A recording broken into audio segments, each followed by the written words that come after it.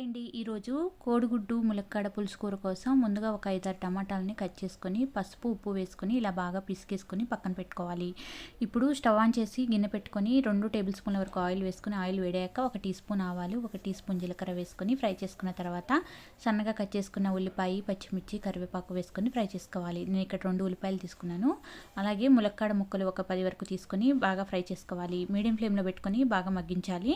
ఒక 5 నిమిషాల పాటు మగ్గిన తర్వాత దీనిలోకి టమాటాలను వేసుకొని ఒకసారి బాగా కలుపుకొని మూత పెట్టేసుకొని ఒక 10 నిమిషాల పాటు మీడియం ఫ్లేమ్లో మగ్గించాలి. టమాటా మెత్తబడ్డాక దీనిలోకి ఒక పావు టీ స్పూన్ పసుపు, రుచికి సరిపడా ఉప్పు, కారం, నేను ఇక్కడ కూర కారం వేసానండి, సాంబార్ కారం. ఆ తర్వాత దీనిలోకి కొద్దిగా చింతపండు పులుసు వేసుకోండి. చింతపండు పులుసు ఎక్కువగా పట్టదు, చూసి వేసుకోండి. 1 కప్పు వాటర్ వేసుకొని మీడియం ఫ్లేమ్లో మగ్గించాలి. ములక్కాయలు బాగా ఉడికిన తర్వాత దీనిలోకి ఒక 6 కోడిగుడ్లను ఉడికించి ఘాట్లు పెట్టి వేసుకోవాలి. దీన్ని కూడా ఒక 3-4 నిమిషాలు మీడియం ఫ్లేమ్లో ఉడికించుకొని ఫైనల్గా కొత్తిమీర వేసి సర్వ్ చేసుకోవాలి. Please like